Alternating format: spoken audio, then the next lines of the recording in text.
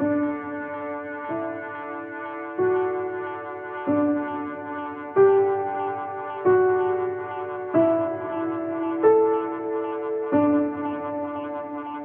name's Deborah West, and this is my life story so far.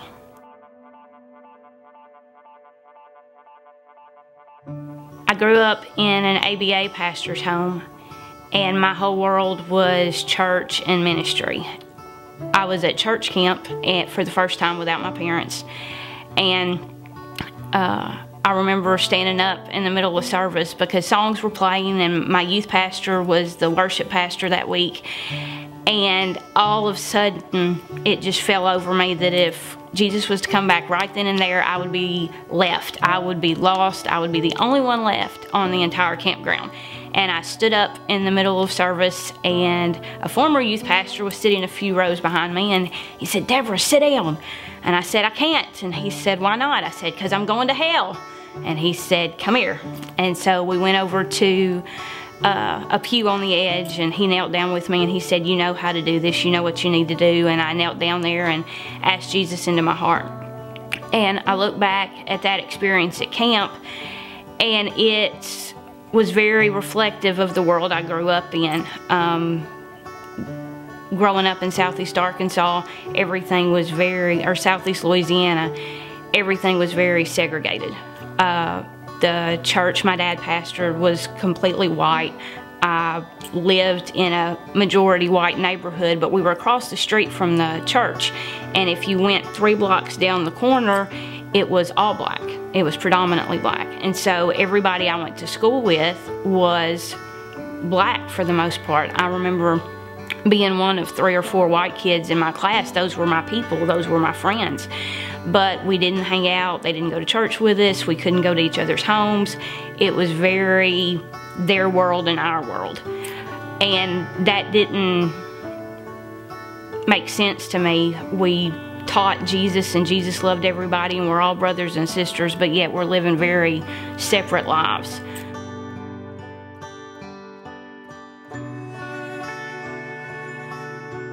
And when I was in 7th grade, my dad got called to a church in Arkansas. And I remember my mom taking me to enroll, and I'm standing in this fabulous building compared to the school I'd been at in Southeast Louisiana. And the bell rang, and I'm watching the students walk by, and I asked the counselor, I was like, "Where are all the black kids?" And she said, "Well, they're go to school across town, most of them. We have a few, but most of them go across town." And I was just floored. I was like, "You have separate schools? That's against the law." And she said, "No, it's just the way, you know, the lines are drawn in town, the way different neighborhoods are set up and people live. It's just the way it worked out." And again, that didn't make a lot of sense to me.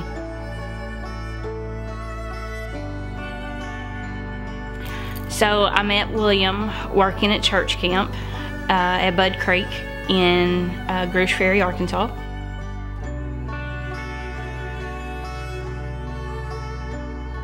And he is my best friend, and he is the love of my life.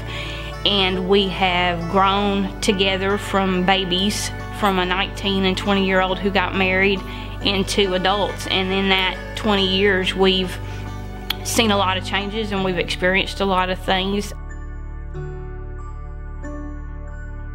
And when we moved to Monticello, I got the opportunity to work at Vera Lloyd. As we were at Vera Lloyd, another thing that got pricked that had been kind of dormant was adoption. And we had talked about it before we got married because due to my heart, I'd been told I couldn't have children. And even though we had 2 biological sons, off and on over the next 15 years or so, we would talk about adopting and never really pursued it. Well, after being at Vera Lloyd and the things we saw, and we were learning about sibling groups being separated and not being raised together, we knew God was calling us to adopt. And as we started researching, we realized how difficult it is for black children, specifically black boys, to be placed in a home. And we knew God was calling us to fill the void for children who needed a forever home.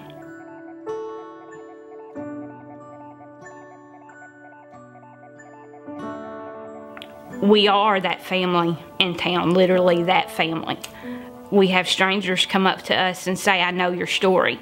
Sometimes they're talking about adoption, sometimes they're talking about racism.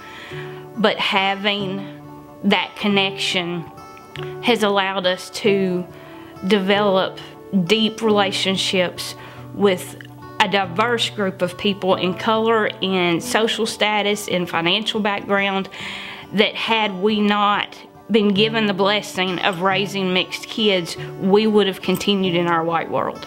We would not have had the blinders taken off of how real racism is today in America, in Arkansas, in Monticello.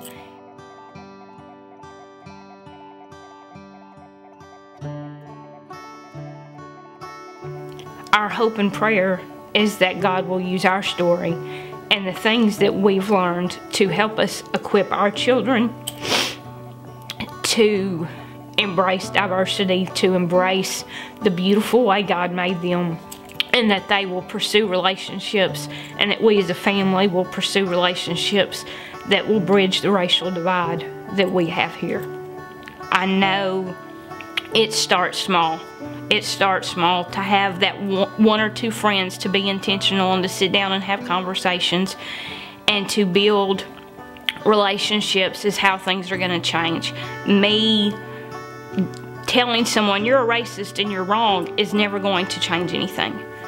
Me living my life and showing Christ's love to them in spite of their racism is where things change. By having them be in my home, and now we're not willing to put our kids at risk. Don't get me wrong, we're not going to intentionally expose them to things that could harm them emotionally, but to have people who have come to us and said, okay, I'm ready for this. This is scary, it's different, but I'm ready to, both black and whites, to come to us and say, I want a deeper relationship, I want to do things differently. That's how racism will be eradicated, is through people following the command to love your brothers and sisters, to see that relationship is necessary and that race doesn't have to be a barrier, that race can enrich those relationships and it can make your life so much better, because we're now the body of Christ, and your personal circle is now reflecting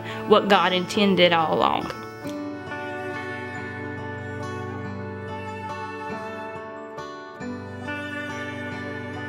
It's almost like sharing all this is saying, look what we're doing, look what we're accomplishing. And it's so not us. It's so what God has opened doors for and what God has laid in our laps. And He's said, I'm doing this thing and I'm inviting you to be a part of it. I'm doing this work, and if you want to join me, come on.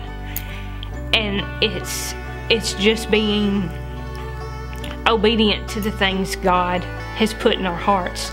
We're not special, we're not amazing, which we get a lot of from people. We're just living our life in the way God called us to do, and for us that includes being an advocate for racial reconciliation and diverse relationships in our home, in our community, and in our church.